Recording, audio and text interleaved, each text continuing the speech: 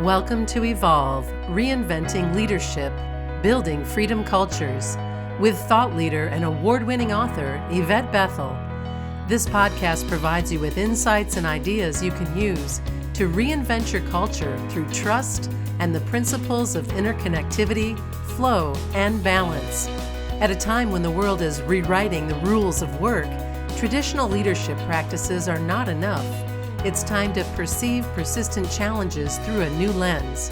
It's time to evolve. All right, so hello once again, and welcome. This is your host, Yvette Bethel, and the topic for this episode of Evolve is biomimicry of the mind, rethinking leadership through the brain's design. And we have with us our friend. I can't call you a guest anymore. You've been on, this podcast so many times. But friend and colleague, we have with us Edwin Clamp. Edwin, tell everybody about yourself. Hi, Yvette. It's good to be back. I always love being on your podcast. Thanks for inviting me. Yes, so Edwin Clamp.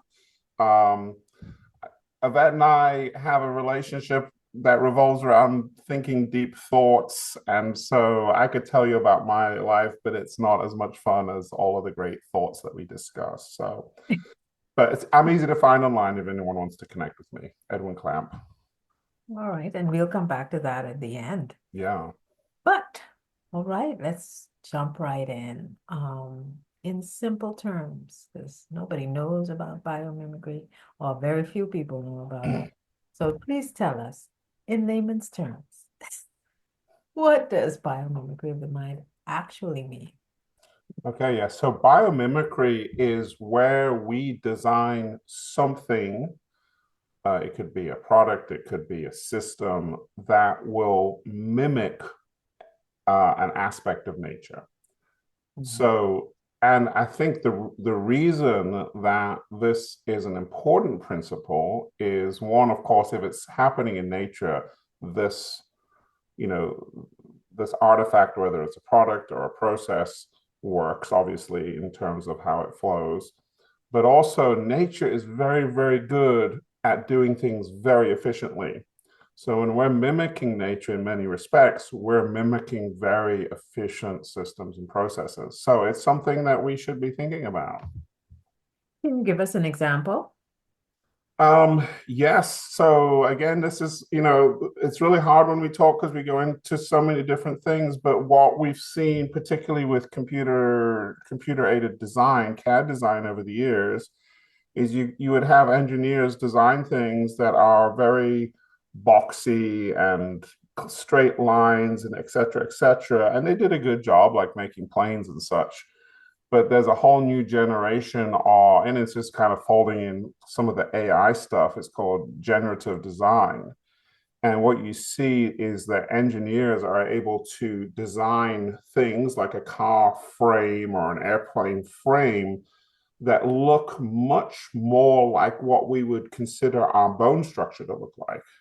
So if you look at a bone and you were to, like, say, cut one in half, you're going to see all of these kind of structural filaments and elements that kind of make up cells. And the reason that's there is because our body will actually build our bones to be the most efficient for how we live our lives. So if you were to look at the bones of a runner versus the bones of a weightlifter, they all look different. And it's because our body is taking the physiological feedback, more weight or repetitive stress, and it's adapting our design, our bone structure. Literally, it's adapting each person's bone structure to the demands that are placed on them. So we see this principle has been used in, for example, designing a race car chassis. So it's only using the materials that are most optimized in the shapes that are most optimized. Wild looking cars, but very, very high performance. And I think, as I was reflecting on this, like, why would organizations be interested in this? Because ultimately organizations are competing in a competitive space. And when we're looking at inspiration for how to make our organizations more efficient, it makes sense that we would look at how organisms are more efficient, which is this biological mimicry. If someone never studied neuroscience, what's one thing, and you can connect this to biomimicry if you like, but what's one thing they should know about how the brain works?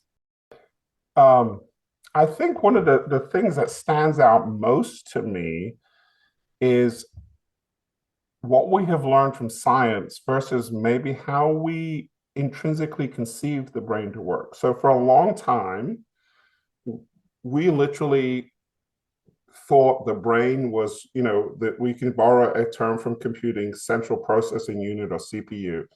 We thought everything came into the brain, it got processed, and then it got sent back out again. And it kind of relates in terms of how we structure our understanding of things to like leadership principles, where you have the big man theory. You got the guy at the top who directs everything. So it's this very antiquated schematic of how things are organized. And now what we see that we're actually learning about neurobiology is a lot of the functions that our brain is performing are distributed. They're not centralized. And they're also specialized. So we have all different bits and pieces of our brains that do specialized things. And how that delegation of duties happens in a person's nervous system is really fascinating. And it's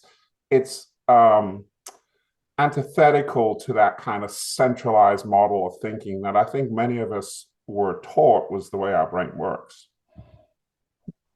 So does it also take into consideration, like some people think that our gut has some kind of a function that's similar to a brain or a heart, or like the brain heart gut connection, like how does that all factor? Yeah, so there again, I think this is what we've been learning in biology is in fact these processes that we considered to be psychological processes or neural processes are really pretty far distributed down into your intestines, which has got a tremendous amount of nervous tissue in it, and different parts of our body. So it's kind of like when we think about the old way that maybe you and I were taught in high school, the brain is the command center of the whole body. It's just not like that. There are all different pieces of our body, pieces in our spinal column, Right. pieces near the nerve endings that are actually processing information and making choices and making decisions. And I think what we've missed overall is we think that the old kind of this big man theory of like centralized power assumed that the person at top knew everything and was aware of everything, which is not how organizations work. Right. They really don't work like that. So when we look at kind of biomimetic neuropsychology, it's remarkable because it really describes how organizations work better than some of these more simplified models. And it makes sense because organizations are filled with human beings.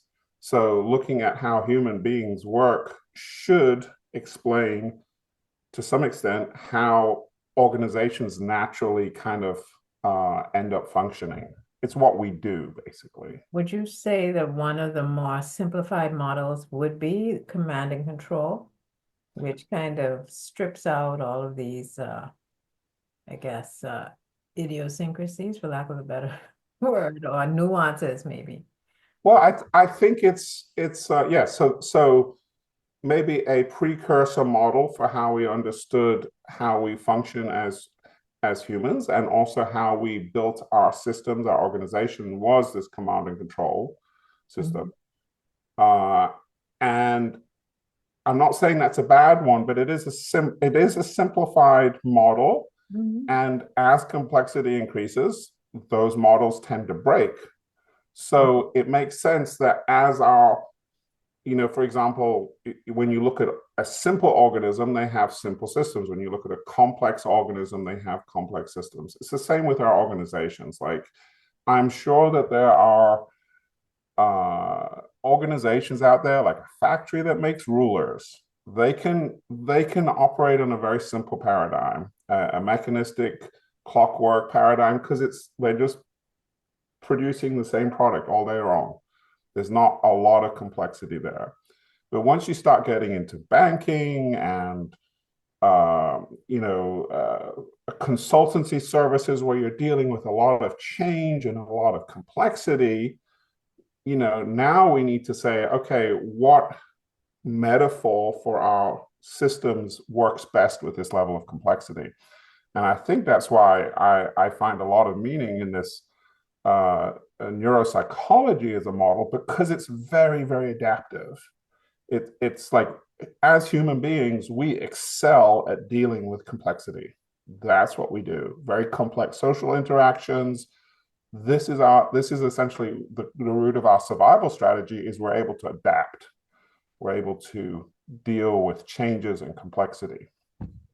Let's take an example of something, because our brains learn by being predictive, making mistakes, and adjusting. But in command and control models, that's not there's not a lot of room for making mistakes and adjusting. You need to follow, the steps. Yes. And I think, well, the question is, how can leaders use this same loop of predicting, making mistakes, and adjusting to kind of break out of the command, oppressive, suppressive kind of model, and make a shift? Because that's Yes. not an easy break to make. That's actually complex.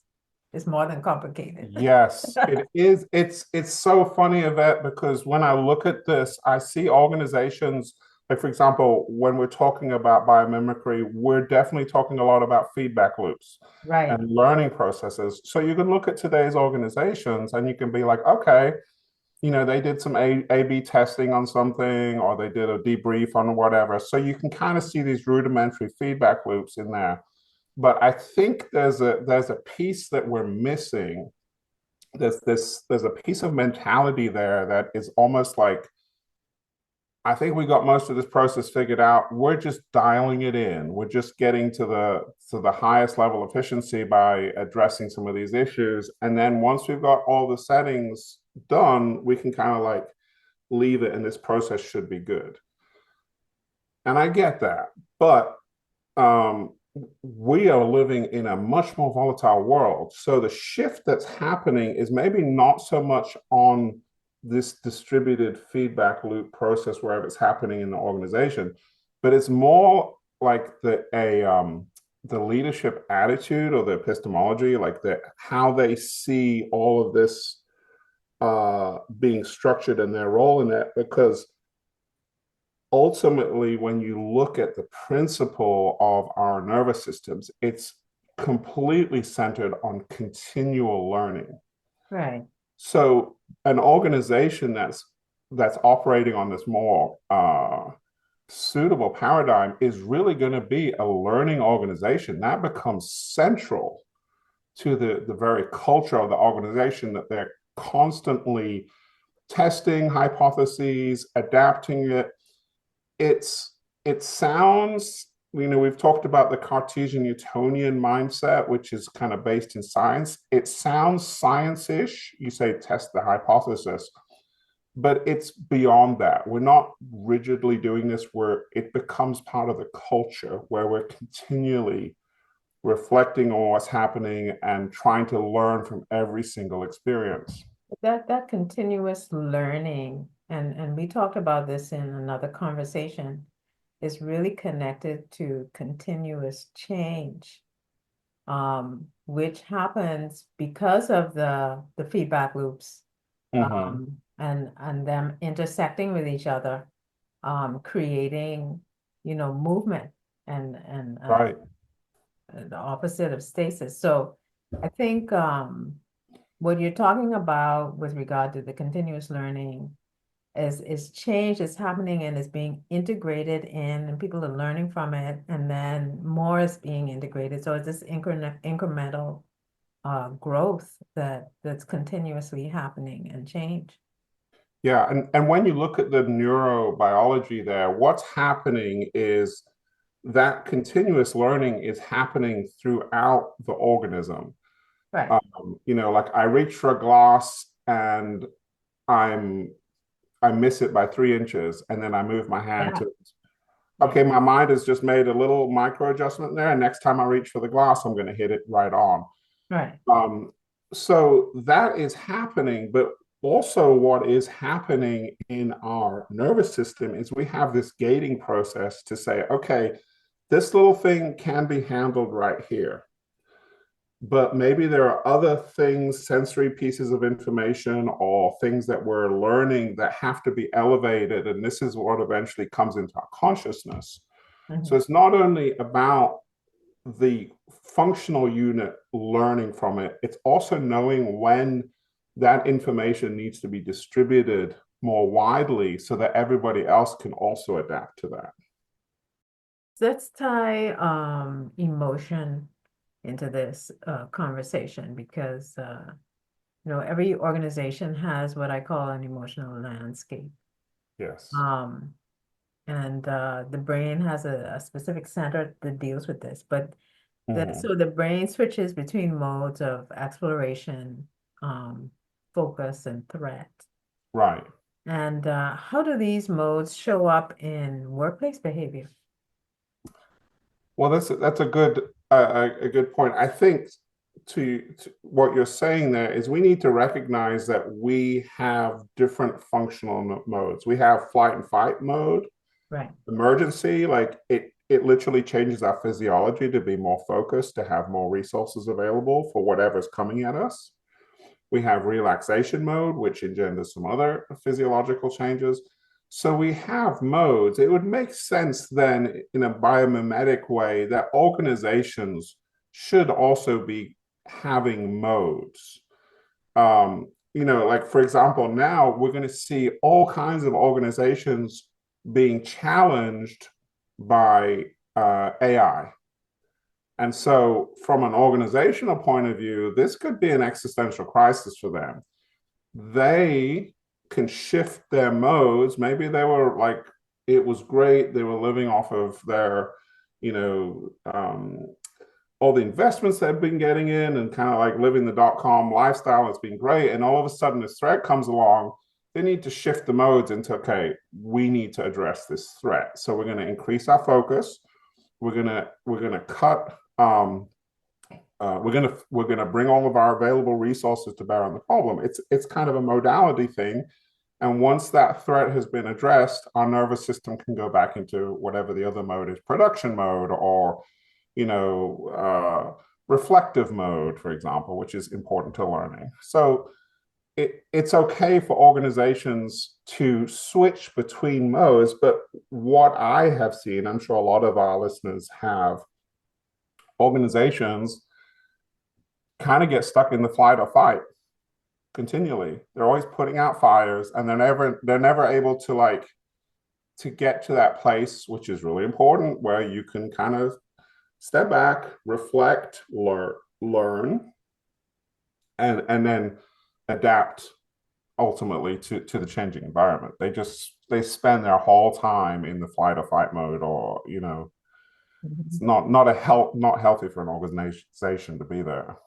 Fight or flight, and then people end up in survival mode, and then they burn out, and then, Yes. and then, and then. So it's important for an organization to have a healthy balance.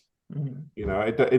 That I mean, flight or fight is a survival mechanism. So it's not something we want Yeah, to preclude from an organization. There are times where that's really, really important, but you can't stay there all the time. right. I'm going to shift to the conversation to attention. A lot of organizations, they go through strategic planning exercises, and I think that's a way of focusing the attention of the Mm. leadership team and everybody else on what matters. My question is, how is this aligned or not aligned with biomimicry? Um, eh, Naturally, is this something, the way that organizations do it, is that the way that the brain does it, or just No. a little bit more? No, I think this is again an artifact of thinking because we tend to have this very linear way of thinking. So, you're going to sit in a meeting and everyone's going to talk about the strategy, the 5-year strategy, and they're going to chart the course over the next 5 years. And then at the end of the meeting, everyone's going to be great. Like, we're going to do this. We're going to go down this road for the next 5 years.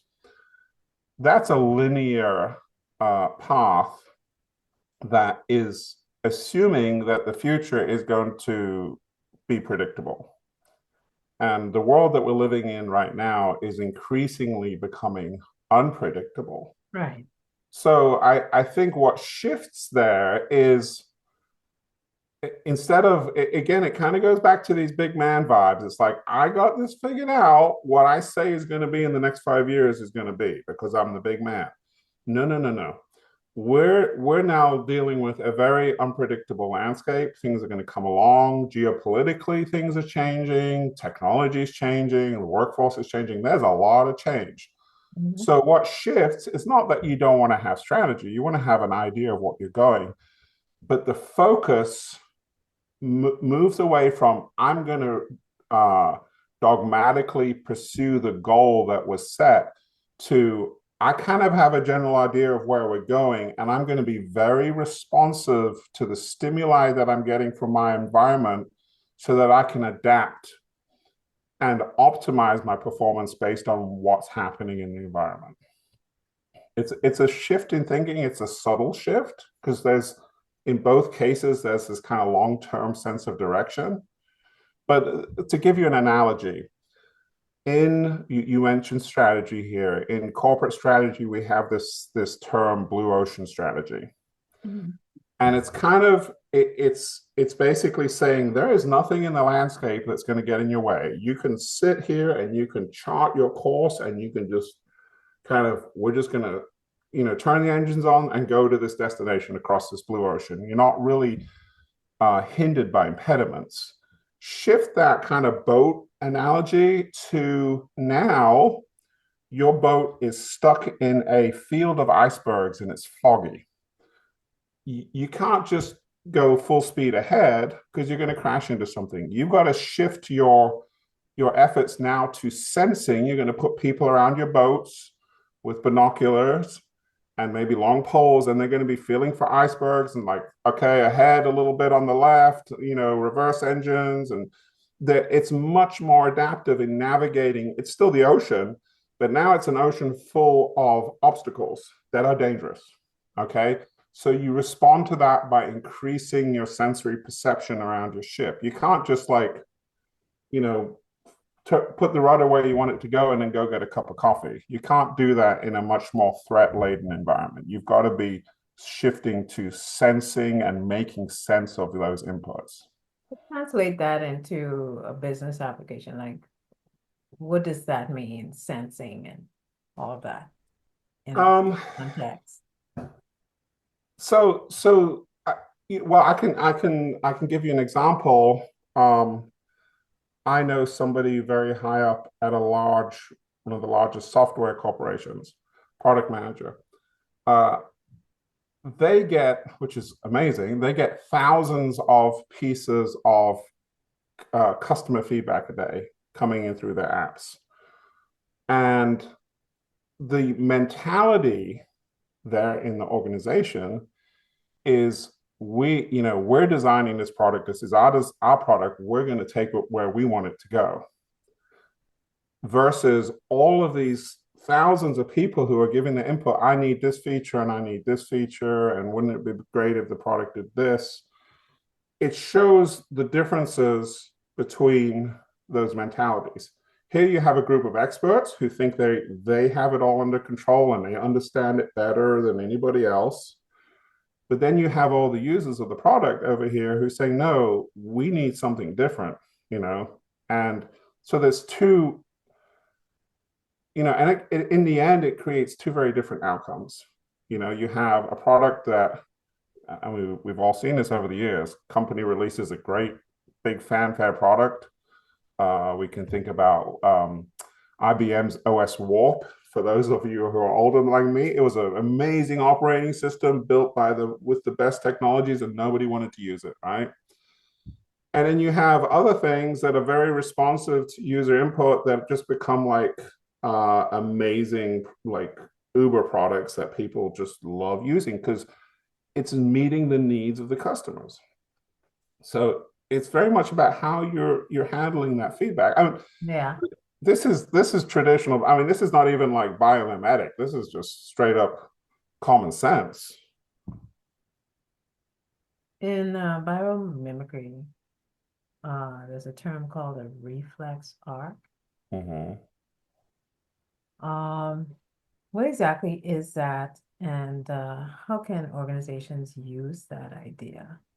Yeah, so a reflex arc is simply when you need to have a reflective axis, like I take my hand and I touch a hot stove.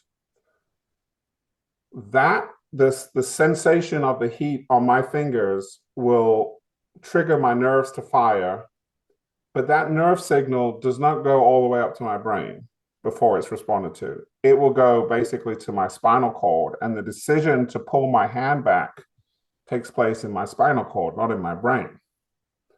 And so it's one of those distributed process that allows us, the benefit of this is it allows us to respond quickly. If it had to go up to our brain and then it had to be processed by our brain and then go all the way back down to our hand would be more severely burned, basically. Mm-hmm. So the principle there is that like we would translate this into business, there are certain functions in the business that should be able to operate quasi-independently with maybe some guardrails and guidelines from the top unit. If there is, like I may be getting this wrong, but I think the story goes like maybe the Waldorf Astoria in New York, they empowered their lowest level employees, the maids, the door people, to address customer issues directly, and they gave them a budget to do this, a small budget. If they could make solve a customer's problem, buy them an umbrella or whatever the case is, it made for a much better customer experience. Okay. So I didn't have to like go get a PO number to buy an umbrella, to give to this very important customer. I could just go and take care of it. And it improves in that industry. Quality of service is kind of the hallmark. So it improved their primary, attribute there. You may see this. You could imagine different scenarios, whether it be like food manufacturing, something happens, food safety issue. They need to be able to do that, address that immediately. They don't need to wait over the weekend for corporate to get back and give them the green light. There are many different, it could be many different examples, but we would talk about this in a non-biomimetic way as empowering some of your frontline employees to address the issues directly without having to go through a whole bureaucracy. What does the biomimicry lens change what good leadership looks like? Like if you were to, look at the big picture with biomimicry, what changes? What changes in leadership? For me, the shift in leadership is away from knowing to learning. I think that's where it comes down, because and I'm not saying that there's not reasons for this, but oftentimes organizations will promote some of the most knowledgeable people within the organization to roles of leadership, which is great because knowledge is very important. But what we don't value is the ability of somebody to learn. So somebody could be very knowledgeable, but they're very rigid. Right. Like for example, let's look at what's going on in the software industry. We've got AI making a massive change, Mhm. You promote an old school developer who just likes to write the code by hand because they're in their head, they're like, this is better code. If we write all of this by hand and blah, blah, blah, blah. Okay, that may be true, but they're going to get taken to the cleaners competitively because they're not going to be able to respond quickly enough. Right. So, in a situation like that, this mature software engineer may have a ton of knowledge and a ton of experience, but one of the more important attributes is not maybe how much they know, it's how quickly can they learn. And I think from the leadership point of view, it's not only how quickly can they learn, but how can they facilitate organizational learning.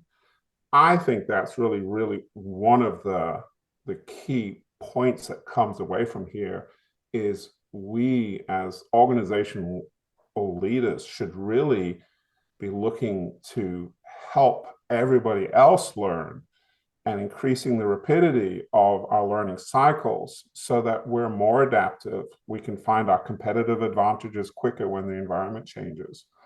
We can we can mitigate problems quicker before we get really badly burned.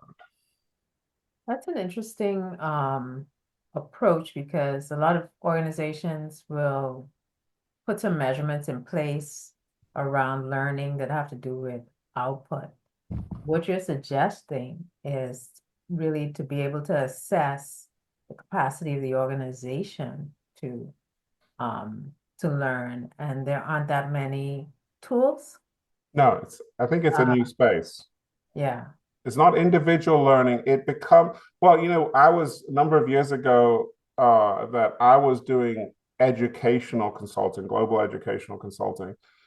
And I think one of my takeaways from that period is the success of the student had less to do with the organizations that they were in and more to do with their personal attitude of learning. That's it. If they were just curious, basically it comes down to this. If they were curious people and they liked learning, they would excel wherever they are. They could be at a local community college, they could be at Harvard. They're going to be actively driving the improvements they need in their life.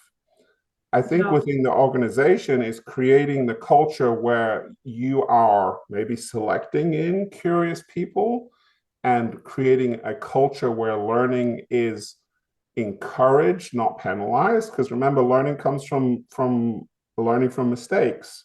So a lot of cultures become punitive and they penalize people from mistakes, not see it as learning opportunities. I would say that there's a category of learners that can be rigid. And I find it a lot with people that are in certain disciplines. They have a way of thinking and compartmentalizing and a lens that they use. Yes. I don't know that I would characterize that as learning. Right. I have to think about it some more, because that's to me gaining knowledge, more knowledge about a topic. Yes. I think we need to be very clear on because these organizations categorize this as learning. Right.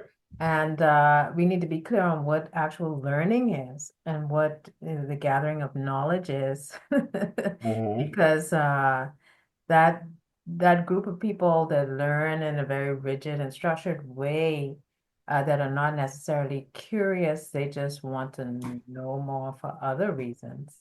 Right. We need to be mindful that there are different kinds of like a so-called learning, for lack of another term for it. Yeah, and in education there is a hierarchy of learning, and the basically the mastery of knowledge only comes about halfway up that hierarchy. Beyond the mastery of the knowledge, you start to move into creativity and curiosity and lateral thinking. So it becomes very, very different from like the plug and chug. And I saw this a lot when I was a professor. Students come in, they can memorize it all, but ask them what it means, and they have no idea.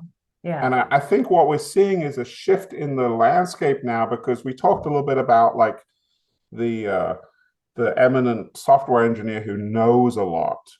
The as you know, the internet and knowledge and everything becomes more accessible, the key thing is not how much you know, because I can go to ChatGPT and it can tell me the same things that this engineer knows. Right. So he no longer has this corner on knowledge. Right. Nor does anyone. What becomes the functional skill is our ability to learn really quickly and assimilate whatever knowledge we're having to deal with. Could be any number of topics. But you And leave something out. There's another piece to that that you talked about with curiosity. And I think when it comes to Chat GPT or I think questioning mhm, is hugely important, and yes, formulating a really good question, really well-structured question. right. And that requires the curiosity. And it requires, and here's I think where it really comes, like the rubber meets the road, it requires humble leadership, because these kinds of people who are very good at learning, they're also very good at asking questions, and that can make Right. people feel very, very insecure. Like Yes. when they challenge, these assumptions, which should be challenged, but they've become sacred cows in their industry or whatever the case is. Questioning things is a very risky proposition generally in the corporate environment, and the leadership should be Yeah. creating this basically a safe space for more open-minded engagement around the topics. But I think people conflate interrogation with questioning and curiosity. Yes.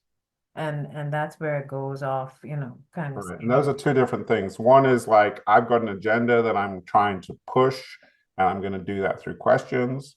The other one is I'm generally curious about how this works and I want to understand it. Two different things. You're right. I think last question.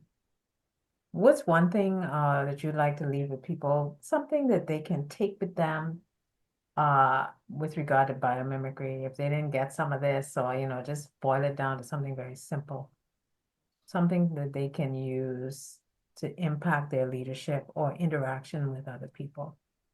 Um, I think it's a lesson that we've had for a long time now, is people in leadership are not superheroes. Their success is really going to be based on the people that they have working with them, and the nurturance of those people along some of these lines, cultivating curiosity, helping people communicate better, delegating with trust, and using your intelligence to help people. For example, when we're talking about a reflex arc, to say, okay, you have the personal autonomy to do this, but here are some guardrails. If we're starting to go outside of here, then you need to, elevate this in our corporate consciousness, as it were. I think some of the, and what we're generally talking about here is a mode of delegation that's very bidirectional in terms of communication and intentional nurturing and communication. So it's a leadership style. The idea, like the Steve Jobs model of leadership, okay, it worked in some senses, but in other senses, it's a tremendous liability. And there are not many people who are as good as he that can pull off the same results. Most people need the support of their teams. Some people got stressed out by his delivery too, so. Yes, So, he left a lot of hurt feelings in his wake. well, with that, I'd like to thank you, Edwin, for joining us for this episode of Evolve.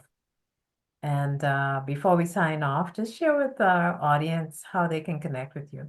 You mentioned it earlier, you didn't say exactly how. Yeah, so probably the best way to connect with me is either shoot me an email, edwin@edwinclamp.com, or you can find me on LinkedIn.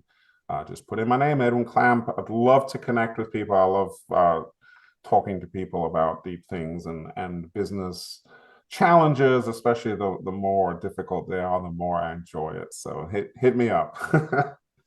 All right, this has been Yvette Bethel and Edwin Clamp, and we would like to thank you for joining us for this episode of Evolve, Reinventing Leadership, Building Freedom Cultures. Thank you for listening to Evolve, Reinventing Leadership, Building Freedom Cultures. Learn more about our proprietary trust, leadership, and culture courses and certifications at the IFB Academy. You can check them out at organizationalsoul.learnworlds.com.